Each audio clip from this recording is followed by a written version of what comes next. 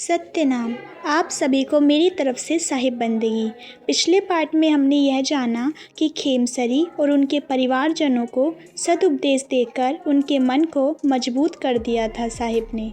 उसके बाद साहिब कहते हैं कि हे खेमसरी, अब तुम अपने घर में मुझसे चौका आरती कराओ। तब खेमसरी कहती है कि हे साहिब, मुझे चौका आरती की सामग्री बता दीजिए। तो चलिए आगे की स्टोरी इस पार्ट में जानते हैं। सतसुकृत साहिब ने खेमसरी से कहा, हे खेमसरी सुनो, तुम्हें चौका आरती की सामग्री के संबंध में समझाकर कहता हूँ। मिष्ठान पान आरती कपूर, अष्टमेवा, काजू पिस्ता, चिलगोजा, अंजीर, अखरोट, छुआरा, आलू बुखारा, बादाम, इलायची, मिश्री, किशमिश, मुनका, लौंग, चिरौंजी, केला, सेब, केला का पत्ता, पान, नारियल, आम्रपत्र, श्वेत पुष्प, श्वेत वस्त्र की व्यवस्था करो। हे खेमसरी, यह आरती का सामान है, यह सब ले आओ। आरती में सुपारी भी प्रमाणिक है, उसे भी ले आओ, तब मैं शब्द सुरती योग से चौका करूं। कबीर साहिब धर्मदास जी से कहते हैं कि खेमसरी ने चौका आरती संबंधी सहर्ष स्वीकार कर चौका आरती सामग्री को एकत्रित कर लिया। चौका आरती विस्तार के ऊपर श्वेत वस्त्र का चंदोवा तान कर छत्र लगा दिया तथा चौका आरती करने की सभी प्रकार की विधि अपनाई गई। खेमसरी ने अपनी इच्छा अनुसार चौका आरती में भजन मंगल गाने के लिए 5 संतों को बुलाकर बैठाया, जिससे सद्गुरु भक्ति ज्ञान निर्वण का घर में प्रवेश हो गया। उचित समय, तिथि, वार वे लगन को ध्यान में रखते हुए चौका आरती का शुभ कार्यक्रम सजाया गया तथा अरहर की लकड़ी पर रुई लपेटकर धृत में डुबोकर प्रज्वलित करके आरती ज्योति को प्रकाशित किया गया। ज्योति लगातार प्रकाशित होती रही। फिर मैं चौका आरती में विराजमान हो गया। तब संत भक्तों खेमसरी व खेमसरी के परिवारजनों द्वारा लगातार भजन बड़ी लगन के साथ मधुर स्वर से उच्चारित होते रहे। इस प्रकार मस्त भजन सत्संग की धुनी से खेमसरी के समस्त दुनियादारी के बंधन छूट गए। चौका आरती में नरियल मोरहू शब्द उच्चारित करते ही नरियल मोड़ दिया गया, जिससे काल निरंजन हट गया। निरंजन ने फिर यह समझ लिया कि ये जीव अब सतगुरु के हो गए हैं, अब मेरा दाव पेच नहीं लगेगा। इस प्रकार नरियल शिला पर मेरे द्वारा चोट मारने पर काल निरंजन काँप उठे।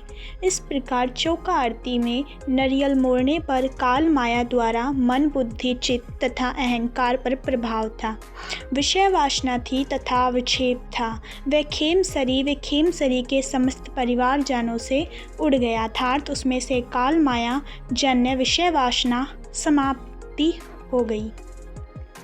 अमी तल की झाड़ी में से अमी के साथ तिनुकाओं को डुबोकर नारियल पर 5 बार शब्द को बोलकर तृण समूह को फेर दिया गया। उस समय सत्य पुरुष का नाम उच्चारण किया गया। उसी क्षण सतपुरुष की आरती उतारने का कार्यक्रम खेमसरी के घर पर सभी सभाजनों द्वारा संपन्न किया गया। तब फिर आरती को धर कर खेमसरी तथा खेमसरी के परिवारजनों का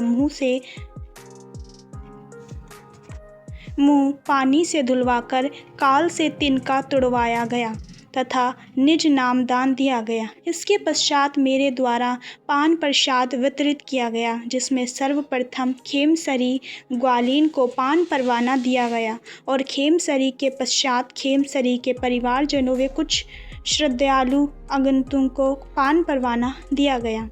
मैंने खेमसरी व उसके परिवारजनों को सत्यपुरुष की भजन पूजा व ध्यान के संबंध में समझाया और इस बात पर विशेष जोर दिया कि सत्य नाम के ध्यान से ही हंस काल से बचता है। सत्यपुरुष स्वरूप वंश गुरु के विधेय स्वरूप का ध्यान ही समुचित ध्यान यो है। वैसे विधेय ध्यान की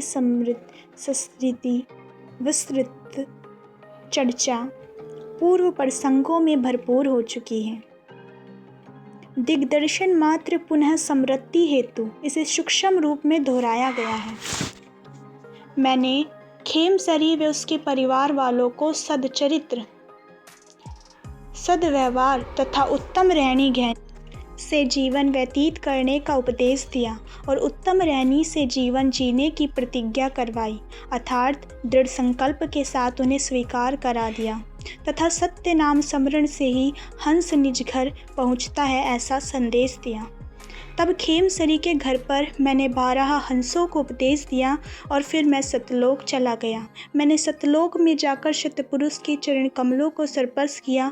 तब सत्य पुरुष ने हंस कर मेरी बाही पकड़कर हृदय से लगा लिया। सत्यपुरुष ने मेरे कुशल मंगल प्रेम भाव से पूछे और बहुत प्रसन्न हुए। वैसे सत्यपुरुष ही सबके मूल हैं तथा सब जीवों के जीवन स्वामी हैं।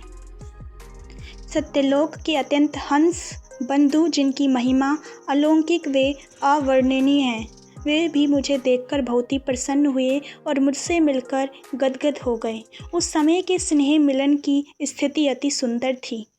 जब सत सुकृत साहिब खेमसरी के घर से सत्यलोक में पहुँचे तब उस समय स्नेह मिलन के साथ साथ हंसों की प्रकाशमयी महिमा का वर्णन ही नहीं किया जा सकता।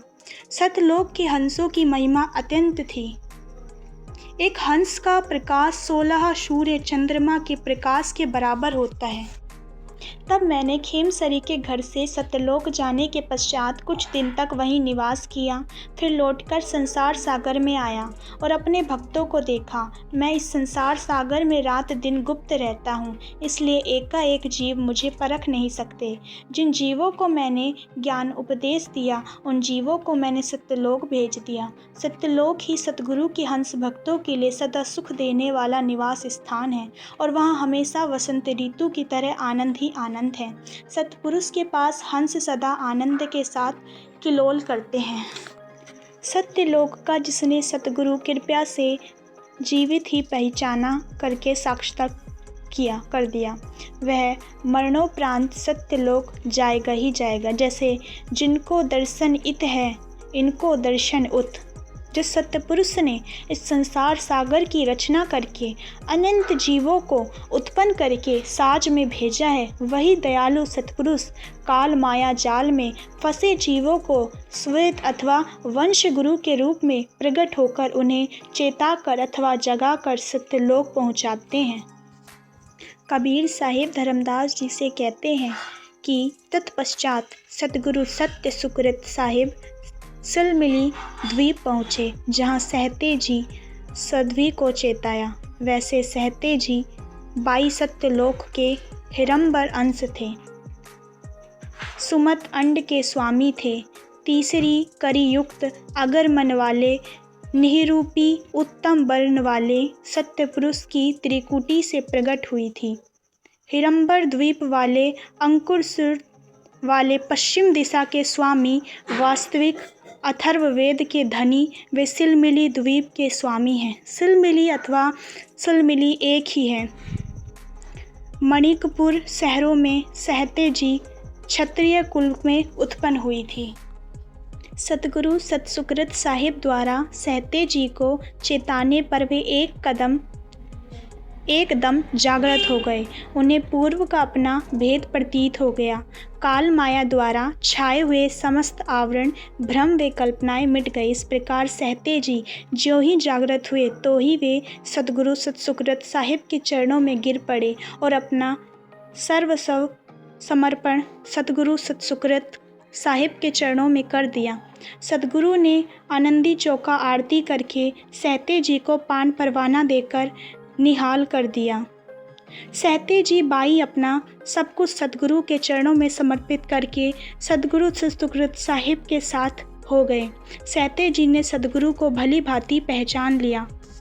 सतगुरु ने उनको सतयुग में भवसागर का कड़िहार बनाया और पश्चिम दिशा का गुरु स्थापित किया तथा गुरुवाई करने का अधिकार दिया तथा बीजक ज्ञानवाणी प्रदान करके 7 वंशों का अटल राज दिया।